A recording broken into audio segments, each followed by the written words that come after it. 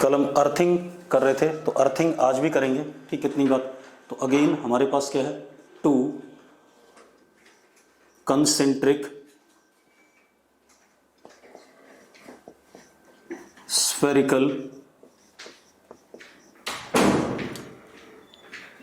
Conducting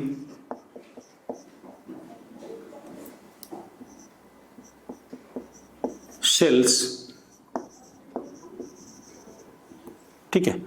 दो concentric conducting shells हैं हमारे पास, ठीक। इतनी बात, जैसे कल थे बिल्कुल एग्जैक्टली सेम वे, ठीक। टू कंसेंट्रिक कंडक्टिंग शेल्स बना देते हैं।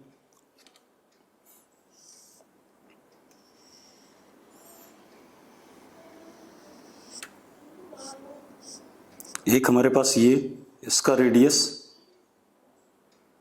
स्मॉल ए,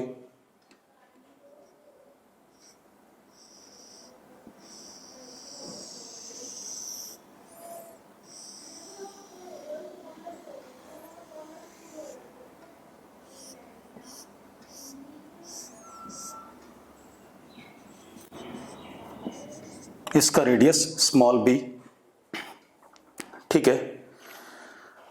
अब हमने क्या करा,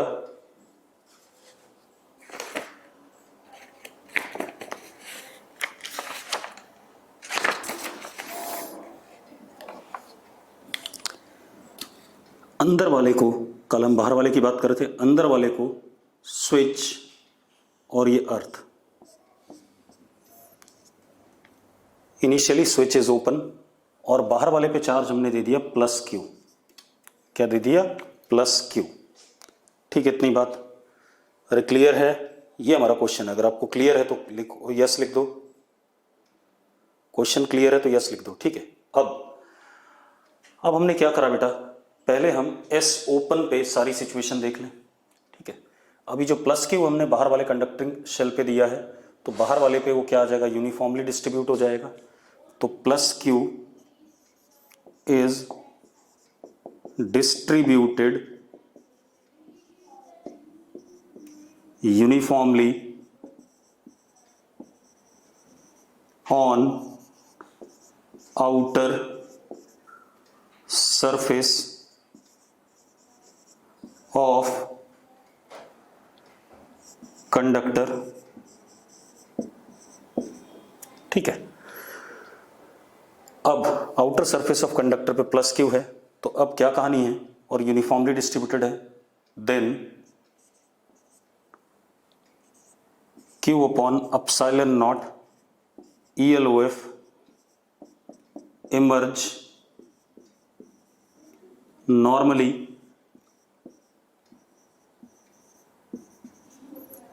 or radially from outer surface of conductor and terminate at infinity। ये बात क्लियर है तो यस लिखो फटाफट, जो मैंने लिखा है। बेटा अभी मैंने स्विच क्लोज नहीं किया, स्विच इज ओपन, ठीक। इतनी बात, तो यहां से लाइंस निकलेंगी और इन्फिनिटी पे जाके खत्म होंगी। हम पहले ये पढ़ रहे हैं, ठीक है। अब आप एक चीज देखो, अंदर क्योंकि कोई लाइन नहीं है, इलेक्ट्रिक लाइंस यहां से बाहर इन्फिनिटी पे जा रही है, तो यहां पर इलेक्ट्रिक फील्ड क्या है, जीरो। यहां पर भी इलेक्ट्रिक फील्ड क्या है, जीरो, ठीक है। और अगर मैं बाहर x दूरी पे इलेक्ट्रिक फील्ड देखूं तो इसकी वजह से आएगा, uniformly distributed charge on spherical shell, तो इलेक्ट्रिक फील्ड इस जगह पर कितना, E is equal to K Q upon X square. कोई दिक्कत है इसमें? अगर कोई दिक्कत है, कोई दिक्कत नहीं है तो यस लिखो। अगर आपको क्लियर है यस लिखो, ठीक है। अब इसके बाद अब हम पोटेंशियल की बात करें बेटा, तो पोटेंशियल इस जगह पे बाहर के क्यू अपॉन एक्स, सरफेस का पोटेंशियल आउटर वाले का इनिशियल कितना, के क्यू अपॉन एक्स की जगह क्या आ जाएगा, बी आ जाएगा। और क्योंकि अंदर electric field through out zero है तो अंदर हर पॉइंट पे पोटेंशियल कितना होगा, के क्यू अपॉन बी। यहाँ भी हर जगह क्या, के क्यू अपॉन बी। तो अंदर हर जगह पोटेंशियल क्या है, के क्यू अपॉन बी हर पॉइंट पे। क्लियर है ये? ठीक है, तो हमारे पास क्या हो गया, at every interior point of outer shell potential is kq upon b that is equal to v outer initially, जब स्विच ओपन है। ये कहानी है। ठीक है, इतनी बात। कोई दिक्कत है इसमें? ये सब कुछ सबको क्लियर है? भाई मैंने ही पूछा है, ये बात क्लियर है या नहीं है? अंदर वाले पोटेंशियल का रोल मैं बताऊंगा भाई, बगैर रोल के तो कुछ नहीं करूंगा। ठीक है, तो अगर यहां तक आपको क्लियर है, जो मैंने लिखा है इसमें कोई इशू है तो वो बताओ। ठीक है, अंदर वाले का रोल क्या है वो सब बताना ही है मुझे। ठीक है, अब ये कहानी हो गई। अब हम क्या करेंगे, स्विच एस को बंद करेंगे। ठीक है, ये डायग्राम मिटा दें। अब देखो जरा बेटा,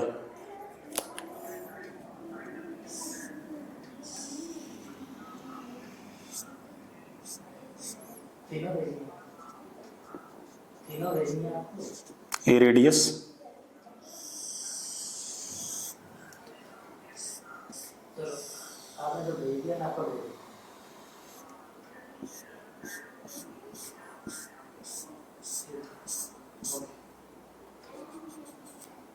B radius,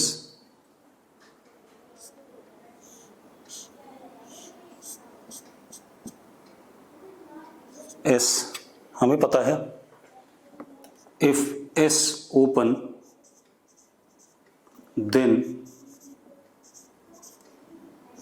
V of inner shell initially is KQ upon B। अभी पढ़ा था हमने, जब S ओपन है तो इनर शेल का पोटेंशियल KQ upon B है। यस और नो? ठीक है, चलो अब हम S क्लोज करेंगे भाई।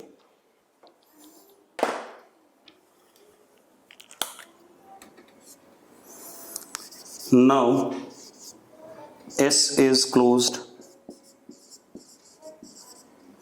अब एक बात बताओ, अगर आप ध्यान से देखो तो V इनिशियली इनर वाला is greater than V of earth, as V of earth is zero always. ये बात क्लियर है या नहीं? ठीक है, इसका मतलब अर्थ से नेगेटिव चार्ज किसके ऊपर आएगा, इनर शेल पे आएगा।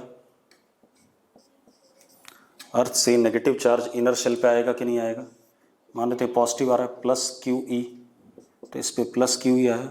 कब तक आएगा? जब तक इनर शेल का पोटेंशियल अर्थ के पोटेंशियल के बराबर नहीं हो जाता। मतलब क्या, जीरो नहीं हो जाता। यस और नो? ठीक है, तो मैं क्या कह रहा हूं,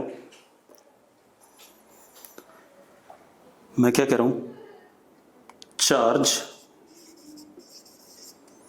flows from earth to inner shell till its potential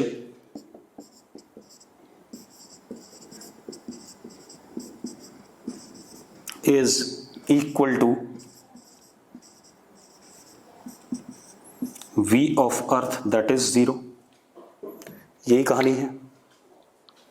ठीक है, तो बेसिक कंडीशन क्या हो गई कि इनर शेल का पोटेंशियल क्या हो गया, जीरो हो गया। ठीक है, इतनी बात। अब इनर शेल का पोटेंशियल जीरो हो गया, V inner finally is also what, zero. अब निकाल लेते हैं पोटेंशियल। अब आप देखो यहाँ पे प्लस क्यू आया हुआ है। ठीक है, इतनी बात। इस प्लस क्यू की वजह से इस शेल के सरफेस का पोटेंशियल कितना होगा, हमने क्या कहा, V inner finally is zero.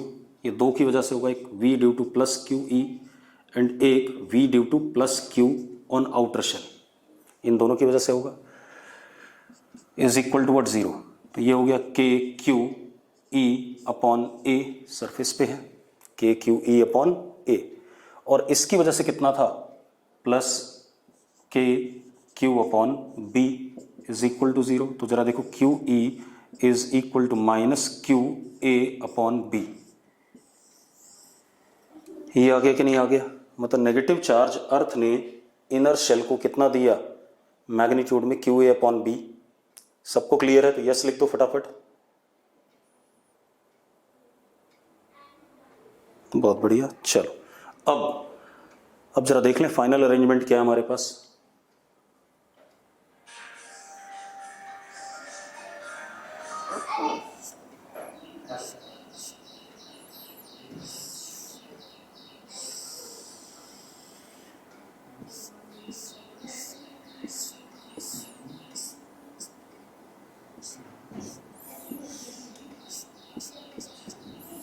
इस सरफेस पे प्लस क्यू था, इस पे कितना आया, minus Q A upon B, यही आया कि नहीं आया? अब इस पे minus Q A upon B आया, तो इसका मतलब इसके ऊपर इतनी लाइंस खत्म होंगी। खत्म कैसे होंगी? जब यहां पर क्या आएगा, plus Q A upon B, इससे लाइंस निकल करके इस पे खत्म हो, और यहां प्लस, तो टोटल चार्ज तो यही था, तो इसमें से इतना चार्ज क्या हुआ होगा, गायब हुआ होगा। ये फाइनल अरेंजमेंट है चार्जेस का कि नहीं, चेक कर लो। अगर क्लियर है तो यस लिखो फटाफट। हर्षित विरमानी दोबारा देख भाई, इस पे चार्ज प्लस क्यू था, इस पे इतना आया। अगर इस पे इतना चार्ज आया तो इसके ऊपर इनर शेल पे कितनी लाइनें खत्म होनी चाहिए, टर्मिनेट करनी चाहिए, Q A upon B epsilon not. Harshit yes और नो? ठीक है। अब वो लाइनें अगर खत्म हो रही हैं तो कहीं से आएंगी भी, और उतनी लाइनें आएंगी किससे, उतने ही पॉजिटिव चार्ज से। तो वो पॉजिटिव चार्ज कहां पर होना चाहिए, यहां होना चाहिए। अब अगर ये पॉजिटिव चार्ज यहां है, टोटल चार्ज इस शेल के ऊपर तो इतना ही था, इस पे तो कहीं हमने एक्सचेंज करा नहीं है, तो क्यू में से इतना चार्ज घटेगा कि नहीं घटेगा? तो क्यू में से इतना चार्ज क्या कर गया, घट गया कि नहीं घट गया? यस और नो? ठीक है। अब आप मजेदार बात देखो, अब इस जगह पे electric field is not equal to 0, क्योंकि लाइंस है यहां पर। इस जगह पे इलेक्ट्रिक फील्ड क्या है, 0 है, और बाहर भी electric field not equal to 0 है, क्योंकि देखो इन दोनों की इलेक्ट्रिक फील्ड तो खत्म हो जाएगी, इसके और इसकी वजह से। या ऐसे करो, अगर मैं यहाँ गॉस लॉ बनाऊं, गॉसियन सरफेस बनाऊं, तो इन दोनों की इलेक्ट्रिक फील्ड इस जगह पर कंट्रीब्यूट नहीं करेगी, सिर्फ किसकी होगी, इसकी वजह से होगी। तो आपको अगर इलेक्ट्रिक फील्ड भी निकालना है वो भी निकाल के दिखा देता हूँ, और पोटेंशियल भी निकाल के दिखा देता हूँ जगह जगह का। ठीक है, अब देखो जरा, एक मिनट निकाल ही देते हैं बेटा। यहाँ तो इलेक्ट्रिक फील्ड 0 का क्लियर है। अगर मैं यहाँ बात करूँ बेटा x दूरी पे, तो जरा देखो, अगर मैं यहाँ गॉसियन सरफेस बनाता हूँ तो इलेक्ट्रिक फील्ड सिर्फ इस चार्ज की वजह से कैसे, अंदर की तरफ, K Q A upon B X square, ये आएगा कि नहीं आएगा? और अगर मैं बाहर बात करता हूँ बेटा, यहाँ गॉसियन सरफेस बनाऊँ ऐसे, तो ये दोनों चार्ज तो 0 हो गया, इनक्लोज्ड, यही वाला बचा, तो इलेक्ट्रिक फील्ड क्या हो जाएगा, ऐसे, E is equal to K Q 1 minus A upon B upon what, X square. अगर आपको क्लियर है तो यस लिखो फटाफट। अरे यस लिखो अगर क्लियर है। किसी ने नो लिखा है, मैं चेक कर लूं किसने नो लिखा है। रुक जाओ रुक जाओ रुक जाओ। दीप, नो लिखने के पीछे लॉजिक तो बता दे भाई। एक बात बता यार, इस शेल पे टोटल चार्ज प्लस क्यू था, अगर उसका इतना चार्ज अंदर आ गया तो यहां बचेगा कितना, क्यू में से उतना ही माइनस होगा कि नहीं होगा? तो यही तो बता रहा हूं मैं। अब अगर मैं इस जगह पे इलेक्ट्रिक फील्ड निकालना चाहता हूं तो मैंने गॉसियन सरफेस बनाया स्फेरिकल, क्यू इनक्लोज क्या हो गया, दिस प्लस दिस 0, यही वाला बचा, तो क्या हो गया, के क्यू अपॉन एक्स स्क्वायर। यही फॉर्मूला होता है इलेक्ट्रिक फील्ड का स्फेरिकल शेल के लिए। ठीक है, इतनी बात। अब हम पोटेंशियल की बात करें बेटा। अगर हम पोटेंशियल की बात करें तो इस जगह पे पोटेंशियल, यहां पर V इज K Q, इन दोनों की वजह से पोटेंशियल जीरो होगा। ठीक है, K Q 1 minus A upon B upon what X, ये पोटेंशियल आएगा। अगर सरफेस पे आ जाए, आउटर सरफेस पे फाइनली, तो कितना, K Q upon B 1 minus A upon B, X की वैल्यू B हो गई। और इनर सरफेस का पोटेंशियल क्या है? इनर सरफेस का पोटेंशियल क्या है? जीरो है फाइनली, क्योंकि अर्थ हो रखा है। क्लियर है भाई? इनर सरफेस का पोटेंशियल क्या है? जीरो है, क्योंकि वो क्या हो रखा है? अर्थ हो रखा है। तो ये हमारा अर्थिंग के दो सवाल हो गए, दो क्या तीन हो गए। ठीक है, और देखते हैं बेटा। अब देखो, इसी पे इंटीजर टाइप अगर मुझे सवाल बनाना हो तो कैसे बनेगा वो चेक कर लेते हैं। हमारे पास 4 कंसेंट्रिक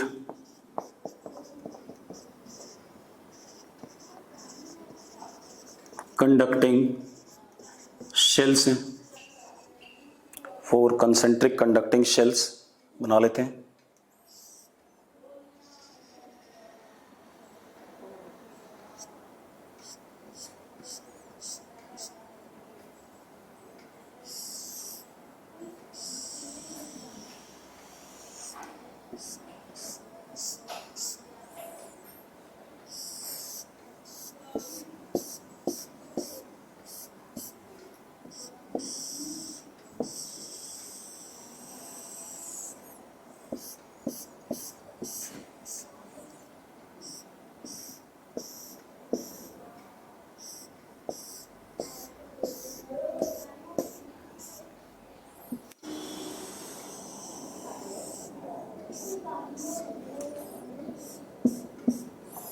चार शेल हैं, radius A, 2A, 3A and 4A respectively. ठीक है, अब हमने क्या करा, सेकंड शेल को चार्ज दे दिया +Q और आउटर शेल को चार्ज दे दिया -Q। सेकंड शेल को +Q, आउटर शेल को -Q। ठीक है, इतनी बात। अब तीसरा जो शेल है हमारा,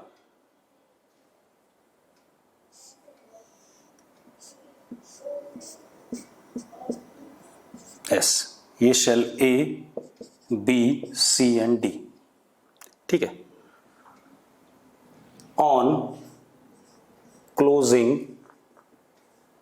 switch S, on closing switch S, VA minus VC, potential difference between inner shell and third shell, मतलब A वाला शेल एंड C वाला shell, is KQ upon ZA। Find Z। Integer type question करना चाहोगे? अगर करना चाहोगे तो करो फटाफट। चलो अब मैं बता रहा हूं, रुक जाओ। आप एक बात बताओ यार, होना क्या है जब मैं S, देखो इंड्यूस चार्ज, मैंने कल ही बात करी थी कि जो इंड्यूस चार्जेस होते हैं, ठीक है, इतनी बात, उनका कोई रोल नहीं है। आंसर इज 6 बेटा, तो लिखने की जरूरत नहीं है, चुपचाप रुक जाओ। मैंने क्या कहा, जो इंड्यूस चार्जेस आते हैं शेल पे, पॉजिटिव नेगेटिव, उनसे उनका कोई रोल होता नहीं है पोटेंशियल में या इलेक्ट्रिक फील्ड में। ये बताया था कल कि नहीं बताया था? अगर बताया था तो यस बोलो फटाफट।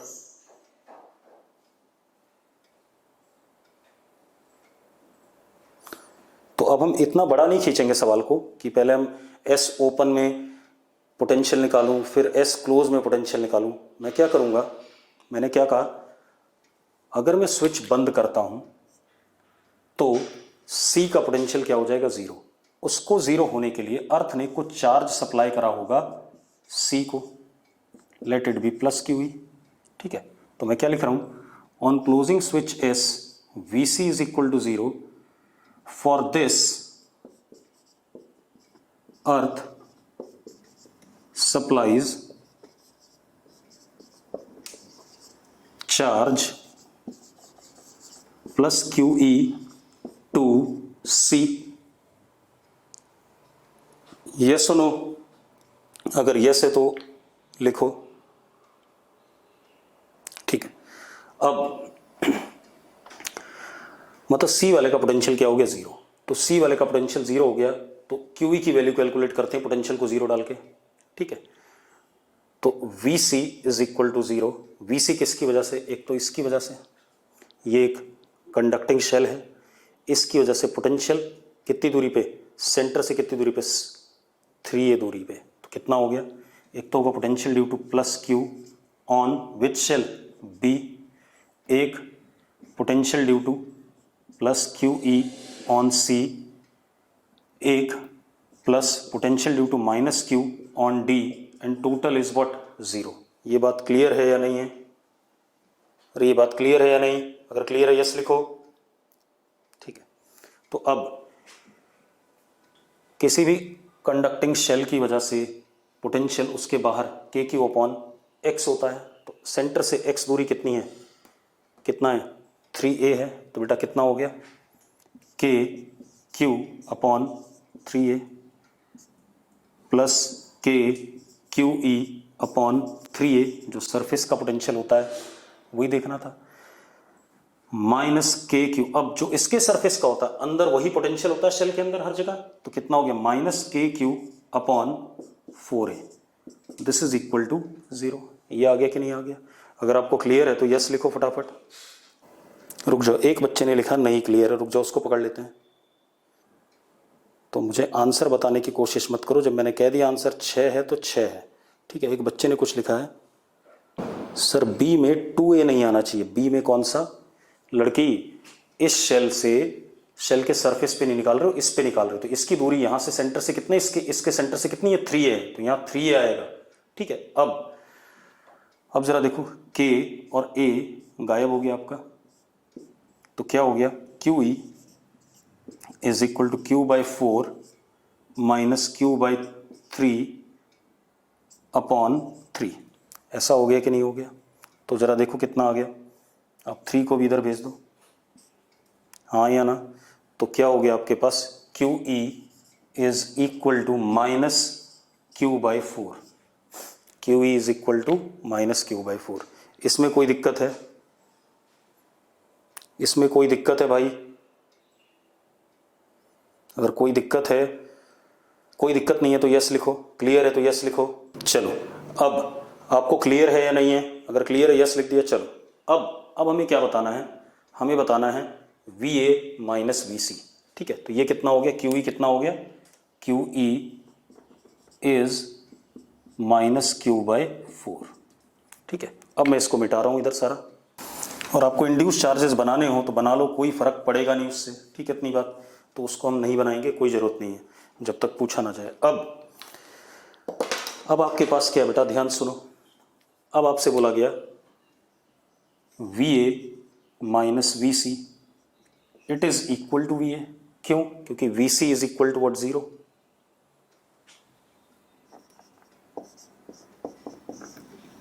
हाँ या ना? अरे हाँ या ना? ठीक है। चलो अब वी ए निकाल लेते हैं। तो एक बात बताओ यार, ये शेल है, इस पे चार्ज प्लस क्यू है, इसके अंदर, तो V A is due to V plus Q on B plus V due to minus Q by 4 on C plus V due to minus Q on D. यही कहानी है। अगर क्लियर है तो यस लिखो फटाफट,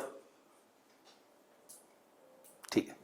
अब कर लेते हैं भाई हम, V A is equal to, surface पे अंदर पोटेंशियल बताना है तो कितना, के क्यू अपॉन, इसका रेडियस कितना है, 2a है, तो कितना हो गया 2a minus K Q upon 4, और रेडियस कितना है इसका 3a, minus K Q upon radius कितना 4a, ये आ गया। अब आप एक काम करो, V A is equal to K Q upon A common, 1/2 minus 1/12 minus 1/4, LCM क्या हो गया, 12 हो गया। तो V A is equal to K Q upon A 12, ऊपर कितना 6 -1 और ये कितना -3, ये आ गया कि नहीं आ गया? ठीक है, तो V A is equal to K Q, ऊपर क्या आ गया 2/12 कितना 6A, तो z की वैल्यू क्या आ गई 6 आ गई। यस और नो? अगर क्लियर है यस लिखो। ठीक है, तो देख लो भाई, सिंपल सा क्वेश्चन था, कोई बड़ा काम नहीं था इसमें भी। ठीक है, अब आगे बात करते हैं बेटा। अगला क्वेश्चन नहीं, अब अगला टॉपिक देखते हैं थोड़ा सा। अब देखो बेटा, हमारे पास अगला कहानी क्या आता है? अगली कहानी हम पढ़ेंगे इलेक्ट्रोस्टैटिक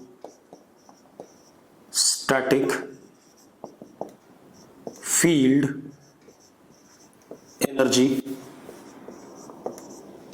और इलेक्ट्रोस्टैटिक एनर्जी डेंसिटी। बड़ा इंपॉर्टेंट सा टॉपिक है, बड़ा अच्छा है। तो इलेक्ट्रोस्टैटिक फील्ड एनर्जी या इलेक्ट्रोस्टैटिक एनर्जी डेंसिटी। ठीक है, अब कहानी क्या, आप ऐसे देखो, मेरी बात सुनो, पहले समझ लो। मेरे पास कोई ये चार्ज सिस्टम है,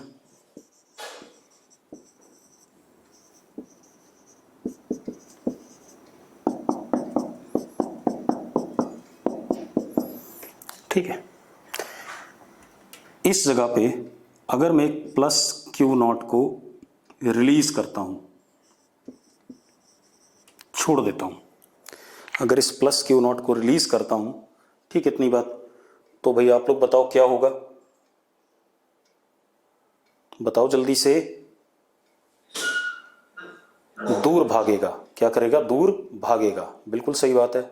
ठीक है, दूर भागेगा मतलब भागेगा जरूर। वर्ड क्या आ रहा है? भागेगा। मतलब अगर plus Q naught released then it will gain kinetic energy. करेगा कि नहीं करेगा भाई? यस और नो? काइनेटिक एनर्जी गेन करेगा कि नहीं करेगा? बिल्कुल करेगा। ठीक है, इतनी बात। लेकिन at what expense this will gain kinetic energy? अब समस्या ये है कि ये काइनेटिक एनर्जी आ कहां से रही है? हाँ, it will gain kinetic energy at the expense of loss of potential energy of system and plus Q not. मानते हो या नहीं मानते हो? क्योंकि मैकेनिकल एनर्जी टोटल कंजर्व रहनी थी, क्योंकि कंजर्वेटिव फोर्स है। तो अगर काइनेटिक एनर्जी गेन कर रहा है तो पोटेंशियल एनर्जी क्या करेगा? लूज करेगा। ठीक है, इतनी बात। इसका मतलब अगर यहां प्लस क्यू नॉट ना होता तो भी एक फील्ड जरूर थी। ठीक है, इतनी बात, जिसकी वजह से ये यहां पे टेस्ट चार्ज आते ही क्या गेन कर रहा है? काइनेटिक एनर्जी गेन कर रहा है। जैसा हमने पोटेंशियल एनर्जी डिफाइन करते हुए करा था कि इलेक्ट्रोस्टैटिक पोटेंशियल डिफाइन करते हुए करा था कि कोई सिस्टम ऑफ चार्ज है तो अपने आसपास एक स्केलर फील्ड डेवलप कर लेता है। जब उस स्केलर फील्ड के साथ कोई टेस्ट चार्ज इंटरेक्ट करता है तो सिस्टम और उस टेस्ट चार्ज की क्या बन जाती है? पोटेंशियल एनर्जी आ जाती है। ठीक है, इतनी बात। तो अब इसका मतलब क्या गेन करेगा? काइनेटिक एनर्जी गेन करेगा। ठीक है, इतनी बात, at the expense of loss of potential energy. ठीक है, इतनी बात। अब जरा देखो, जरा इलेक्ट्रोस्टैटिक एनर्जी डेंसिटी को निकालते हैं। आपके पास सपोज एक कंडक्टर है, चार्ज्ड कंडक्टर, आपने इसको चार्ज दे दिया। ठीक है, इतनी बात।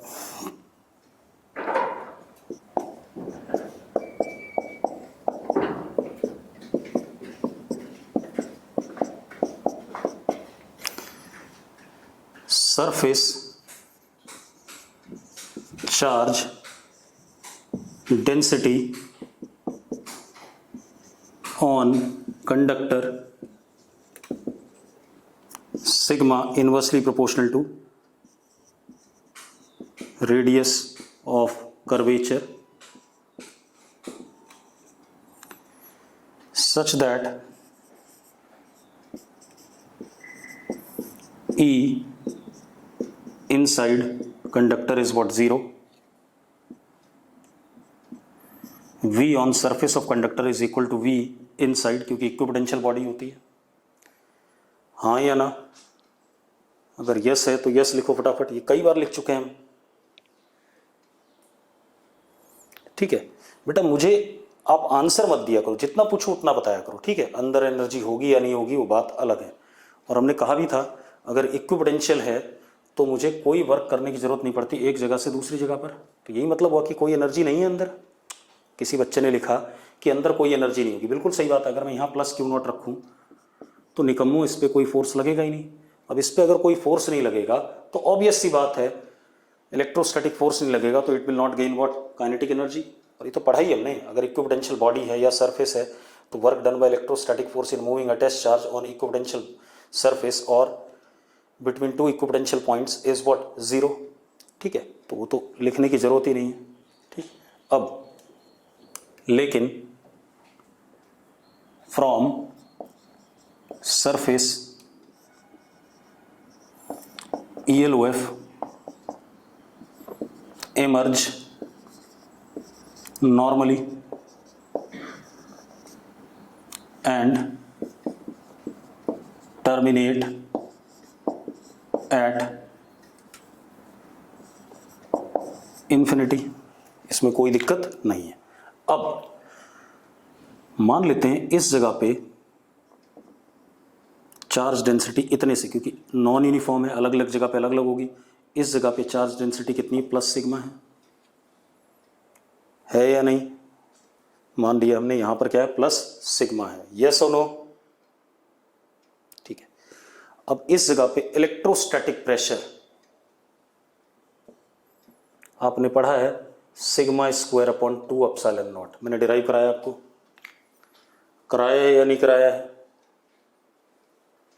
ठीक है, मतलब इस जगह पर जो प्रेशर बाहर की तरफ एक्सर्ट हो रहा है फोर्स प्रेशर की वजह से कितना है, मतलब pressure sigma square upon 2 epsilon not है। अब आप एक चीज देखो, मतलब ये जो छोटा सा पोर्शन है ये भी क्या करना चाहता है, बाहर जाना चाहता है। मतलब जैसे हम पढ़ते थे excess pressure in soap bubble, तो सोप बबल क्या करता था, एक्सपेंड करना चाहता था, और उसके अगेंस्ट में क्या आता था, सरफेस टेंशन का फोर्स जो उसको एक्सपेंड करने से क्या करता था, रोकता था। तो यहां पर क्या है, ये एक इलेक्ट्रोस्टैटिक प्रेशर है जो इसको एक्सपेंड कराना चाहता है। तो मैंने क्या करा, अगर ये एक्सपेंड करेगा, ठीक है, इतनी बात, तो इलेक्ट्रोस्टैटिक फोर्स की वजह से एक्सपेंड करेगा। और अगर इलेक्ट्रोस्टैटिक फोर्स पॉजिटिव वर्क करता है तो पोटेंशियल एनर्जी का क्या होता है, लॉस होता है। ठीक है, तो हम ये कह सकते हैं कि minus du loss of potential energy is dw electrostatic, या माइनस इधर भेज दो तो डेफिनेशन ही आ गई चेंज इन पोटेंशियल एनर्जी की।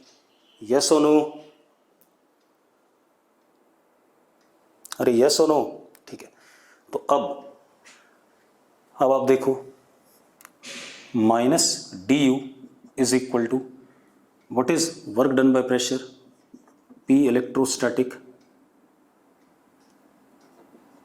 into what, dv, P electrostatic into dv, pressure into change in volume is what, work done।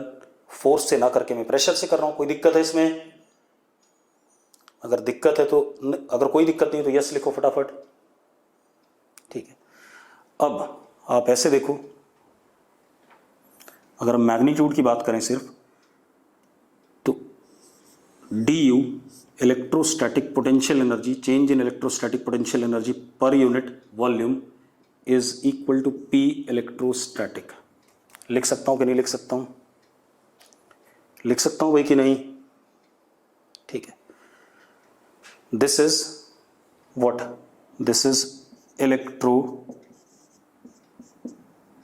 This is change in electrostatic potential energy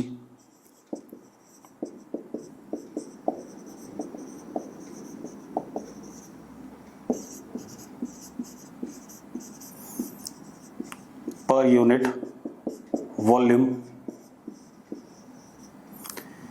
इसी को हम क्या कह सकते हैं, energy per unit volume is called as what, energy density. और इसको छोटे यू से डिनोट करेंगे, छोटे यू से, बड़े यू से पोटेंशियल एनर्जी एंड छोटे यू से क्या, that is energy density. Energy per unit volume, potential energy per unit volume या energy per unit volume is called as what, energy density. कोई दिक्कत है भाई इसमें? ठीक है, तो इसको हम क्या कहते हैं, एनर्जी डेंसिटी कहते हैं, एनर्जी पर यूनिट वॉल्यूम। ठीक है, इतनी बात किसके बराबर आ गया, पी इलेक्ट्रोस्टैटिक के, pressure electrostatic at any position. ठीक है, अब जरा देखो अगेन उसी कंडक्टर को लो आप,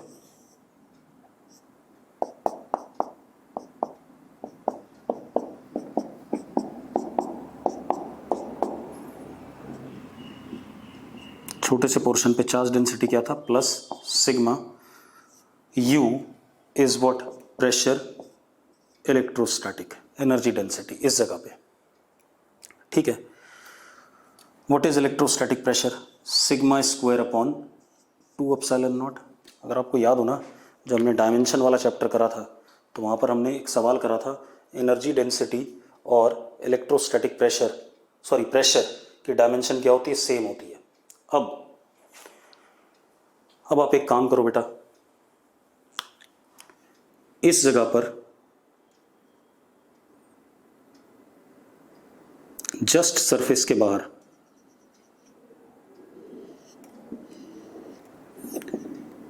ई आउटसाइड क्या होता था, sigma upon epsilon naught n cap. याद है या नहीं, n cap is what, unit vector normal to the surface area. अरे याद है या नहीं, मैंने प्रूव कराया था ये, हाँ या ना? चलो अब क्या कहानी बेटा, अब आप एक काम कर सकते हो, U इज इक्वल टू, या प्रेशर इलेक्ट्रोस्टैटिक U दोनों बराबर ही होते हैं, sigma square upon 2 epsilon not का स्क्वायर इनटू अपसाइलन नॉट। मैंने अपसाइलन नॉट से मल्टीप्लाई करा, अपसाइलन नॉट से डिवाइड कर दिया। ठीक, इतनी बात।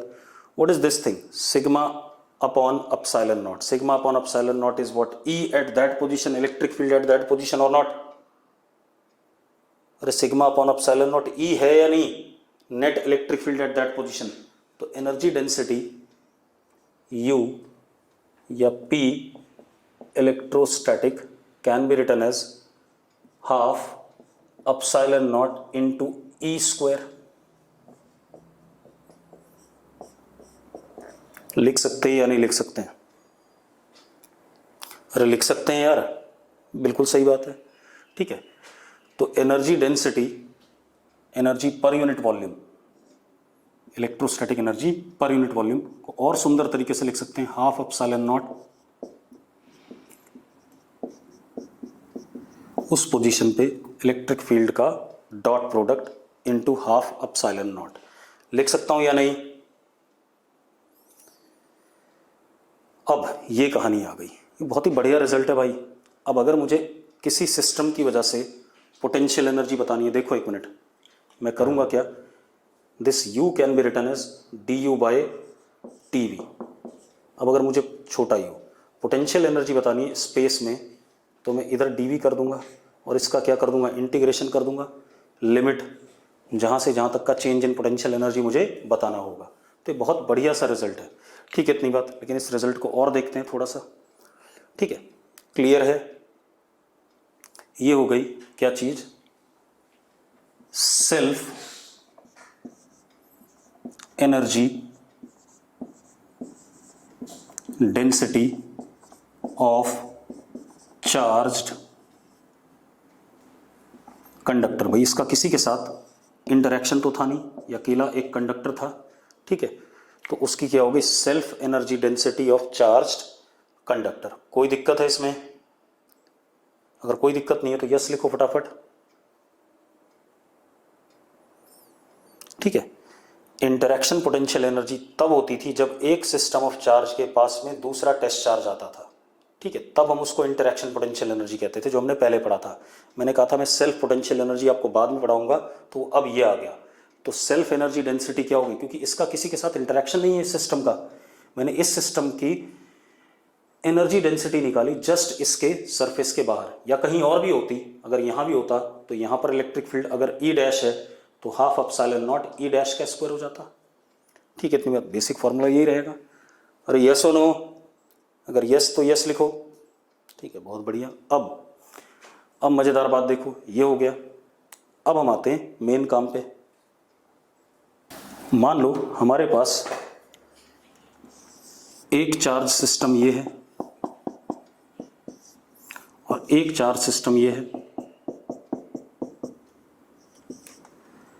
इस जगह पर आपको एनर्जी डेंसिटी बतानी है, इस जगह पर आपको क्या बतानी है, एनर्जी डेंसिटी। ठीक है, अब यहां पर इलेक्ट्रिक फील्ड इसकी वजह से भी होगा, मान लो इसकी वजह से ऐसे है E1, इसकी वजह से E2, तो नेट जो इलेक्ट्रिक फील्ड होगी इन दोनों का क्या होगा, रिजल्टेंट।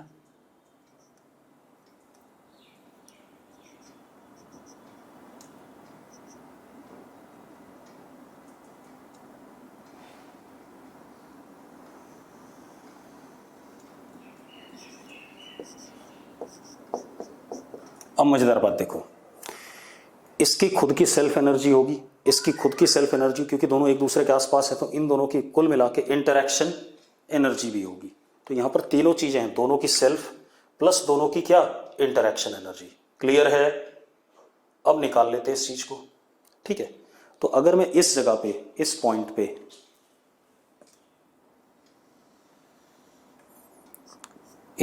पे एट P टोटल एनर्जी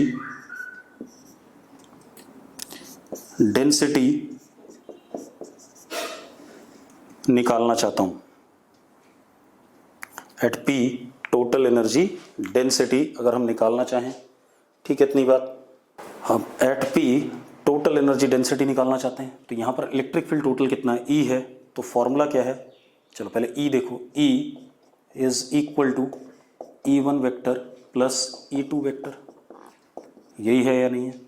तो total energy density U is half epsilon naught E dot E, यही फॉर्मूला है या नहीं है। अगर आपको क्लियर है तो यस लिखो फटाफट। अब देखो मैं क्या कह रहा हूँ, ये एक कंडक्टर है, दूसरा कंडक्टर है, इसकी वजह से इस पॉइंट पे इलेक्ट्रिक फील्ड E1, इसकी वजह से E2, तो नेट इलेक्ट्रिक फील्ड इन दोनों की वजह से इस जगह पे इन दोनों का क्या, वेक्टर सम, कोई दिक्कत नहीं। अब मुझे इस जगह पे एनर्जी डेंसिटी बतानी है, ठीक है, इतनी बार टोटल, तो टोटल एनर्जी डेंसिटी क्या हो जाएगा, half epsilon naught E dot E। अब E की वैल्यू डाल देते हैं, तो U is equal to half epsilon naught E1 plus E2 dot E1 plus E2। अगर आपको कोई दिक्कत नहीं है तो यस लिखो, अगर सब कुछ क्लियर है तो यस लिखो फटाफट। अब देखो, अब हम डॉट प्रोडक्ट कर लेते हैं, तो U is equal to half epsilon naught E1 square plus E2 square plus twice E1 dot E2, ये आएगा। कितने लोगों को क्लियर है?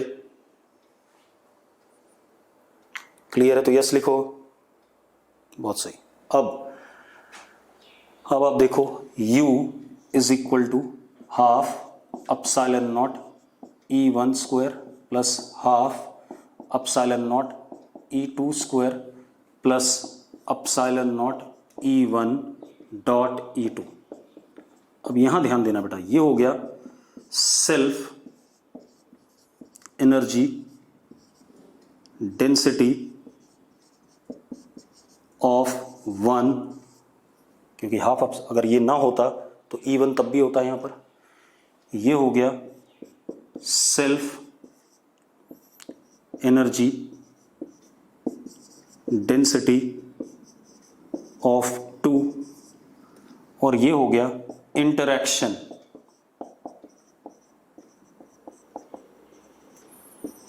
Energy density. अगर क्लियर है तो यस लिखो फटाफट। बस हर्षित को 2-3 लोगों को क्लियर है, ठीक है। चलो ये आ गया अपने पास, ठीक है। तो अब इसका बहुत बड़ा एप्लीकेशन है। अगर मैं पूरे स्पेस में किसी टेस्ट चार्ज को इन्फिनिटी से इस जगह पे ला रहा हूं तो मैं क्या करूंगा, इस u को लिखूंगा सीधे सीधे du अपॉन dv, इस dv को यहां भेज दूंगा और इंटीग्रेट कर दूंगा इन्फिनिटी से लेकर के इस पॉइंट तक। मतलब dv को इधर भेजूंगा, इधर भेजूंगा, इधर भेजूंगा और इंटीग्रेट कर दूंगा, मुझे पूरा का पूरा क्या मिल जाएगा, potential energy of the system. अरे क्लियर है कि नहीं है, ठीक है। चलो अब आज हम इस लेक्चर को यहीं छोड़ेंगे भाई।